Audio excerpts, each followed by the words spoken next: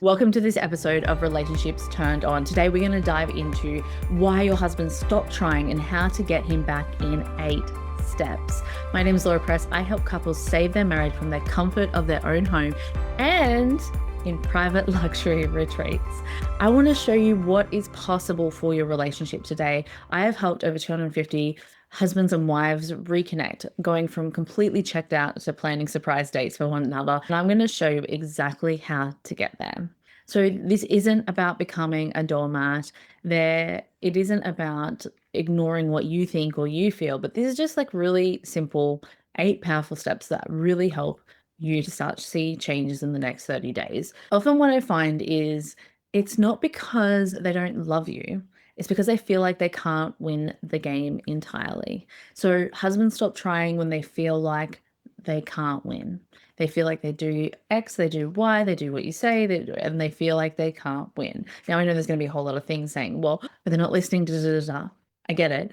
But they still do love you. This is really, really key and really important to grasp before we dive into the rest of this conversation. They just feel like they can do no right. So they stop trying. And I see this a lot. And once husbands realize, this can go for wives too, but for the sake of this conversation, we're talking about husbands. Once they feel like they can do the right thing, they start trying again. Because once upon a time, when you think back, most likely to when you first got together, they would try and you'd be grateful and then it'd be all amazing, right? And what happens is over time is that they do something and then they feel like, oh, it's not valued, it's not appreciated. So let's think about it. We don't want to do that again. No one wants to do that again. So it's really important to be aware of this. Men are looking for a few things. They're often, when I say a few things, they're actually looking for one thing: respect. Men are looking for respect. That is it. So let's go through the 8 steps now. Number 1, stop criticizing how he shows love. When you reject the efforts, he learns not to try. Appreciate first. Later on, you can redirect or, finesse what occurred to be more in alignment with what you're looking for. But if you don't appreciate it straight up, then it's almost shut down. They feel neglected. They don't feel like valued, worthy, and what they did was worth doing again, right? Yeah, everyone can be guilty of this. Something happens. It's not quite to our liking, so perhaps we shut it down. I want you to breathe and just appreciate what they have done first. Appreciate the effort, even if it's not 100% to your liking.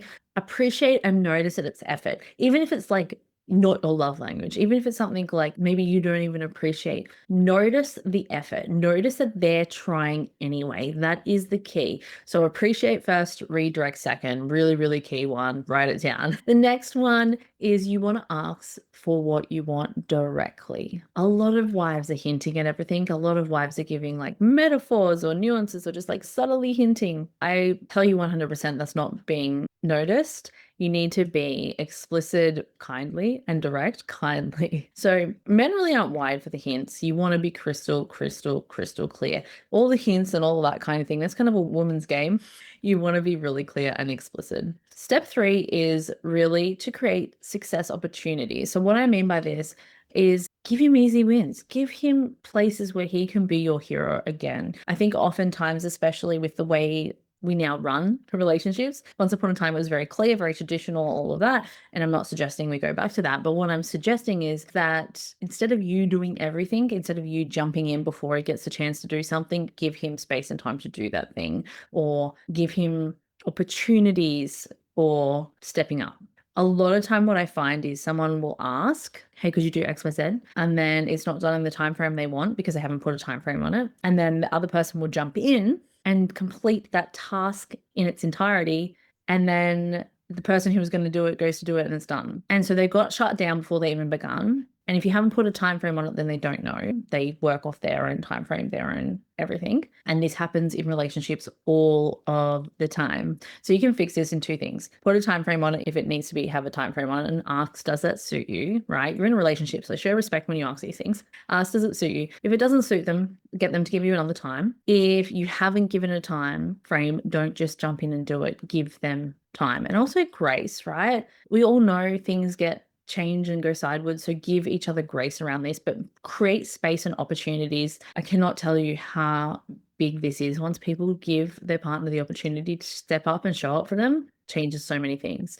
I also want to, I had this couple, right? So we're going to call them Lisa and David. Obviously, I change all the names to protect confidentiality, but she started to ask him to fix small things and then really celebrating what he did, like his effort. And from that, he actually felt really needed. Now, I'm not suggesting you go to your partner and ask them to fix a million things. No, that won't go well. But in this scenario, he wasn't feeling needed or wanted. It's like, well, you don't even need me. I'm not even useful here. You don't even tell me I'm like that you love me or things are great, right? You actually need to celebrate each other's win. Like when you do something well, you need to celebrate that. When your partner does something well, when your partner steps up and does something, say thank you. We know that when we take this topic to the workplace and your boss says, thank you, you did so good, I appreciate that, it motivates you to work harder. Same thing is applied in your relationship. Same thing with kids. When you give them praise, then they're like, oh, mom or dad really liked when I did X, Y, Z. And then they step up. It goes for your relationship too. If your relationship is not got positive words and positive languages and affirmations in it, you need to look at that ASAP and do that. And I say this from a place of it's easy not to, right? We've all been in places where we're tired, exhausted. I just had my fourth newborn, so I totally get it. We're getting tired and exhausted, and we don't even have the bandwidth. Like we're just like, oh, I'm max. I don't even have the bandwidth to say these things. And when you look back in the time period and you realize you haven't been saying things, it can really affect your relationship. So make that conscious effort. And sometimes it is a conscious effort. Sometimes it comes easily when you're feeling good. And when you're not feeling good, sometimes it's harder to do, right? But when you make that conscious effort, it makes all the difference in your relationship. Step 5, stop managing their emotions. So a lot of times wives are trying to make the husbands happy. They're, trying to fix them. Let him be. Let him have his thoughts, his feelings. He processes them in his own way. Stop trying to manage his emotions. He's in charge of his happiness. You're in charge of your own happiness. When we take that pressure and burden off ourselves, it really changes things because it goes, okay, I can give them the time to breathe. I can let them process and they'll come and talk when they're ready. Or they might not. They might do their own thing and process it and may not need to. This is so important for the dynamic in the relationship. You're responsible for your happiness. They're responsible for theirs. Step 6. One of my favorites, bring back physical touch with no agenda. So what I mean by this is you need, in a thriving marriage, in a thriving relationship, you need that physical touch, that hug, that kiss, that touch on the shoulder. It doesn't have to lead anywhere, but you need it in a romantic relationship. It's one of the ways you feel connected. It can be usually in a couple, at least one of you will have physical touch as one of the primary relationship love languages. So it's extremely important have physical touch in your relationship. It is a way without saying anything that you can communicate connection, that you can communicate love, care, trust. Like it communicates so much and you don't even have to put a word to it. It's very valuable, so underrated. I don't know why, but so underrated. Step 7, schedule regular appreciation moments. Now, couples generally do this well in the beginning, have kids or have something happen or promotion or whatever, work gets crazy and appreciation goes by the wayside. This is pretty much very similar to the point we've already mentioned, so I'm not going to spend very long on it, but tell him you appreciate him daily. I'm just going to say it very explicitly. It goes a long way. Step 8, you really want to focus on you first. So you want to become the woman who originally attracted him. So happy women are magnetic, sad women, not so much, or upset women, not so much. Now, that's not to say we can't have seasons and all of the things, right? For sure. But in the context of this, what we're talking about is the more you're connected to yourself, the more you feel good about you, the more you're lit up, the more that translates to the relationship, the more you're energetic and happy and all of that. And I don't mean 24/7, right? But I just mean in general, overall, the more they want to be with you. And then the more they want to try too. So this is really key because sometimes we think, oh, they've just given up. But have you given up? Have you given up on you? Have you given up on doing nice things for yourself, trying to look good and feel good?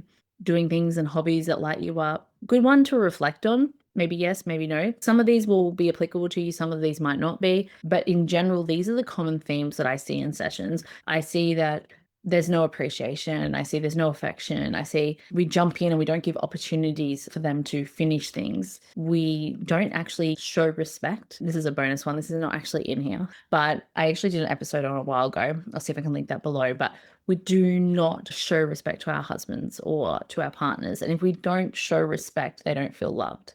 Women need love, men need respect. Really, really important. Because you can say to a man, I love you, or you can say, I really respect when you did X, Y, Z, or I really respect this about you. The respect means more than the love. For women, the love means more than the respect. I mean, don't get me wrong, we all want respect. And I'm just talking about in words respect. Obviously, you've got to show respect both ways to both people. But I'm just talking about in terms of to really simplify it for you both. Now, I know there's nuances to this, but to really simplify it, that's it in a nutshell. So go through these steps, rewind, listen to this again, and see which ones do you think are lacking in your relationships and which ones could you focus on. Just pick one or two. Comment below. I'd love to know which ones you're working on. Also hit subscribe because it means a lot to me. I see every subscriber coming through, and this just helps more people get free relationship advice, which is awesome. And also there's some great freebies below you can grab, which will help you have great conversations with your partner, get more connected, save your relationship, and all that type of thing. So thank you so much for listening. Again, comment below. If you've got other suggestions of other topics you'd like to hear, feel free to drop them below in the comments as well. I will read them and hopefully be able to do an episode on that for you. Now it's time for you to go and turn your relationship on.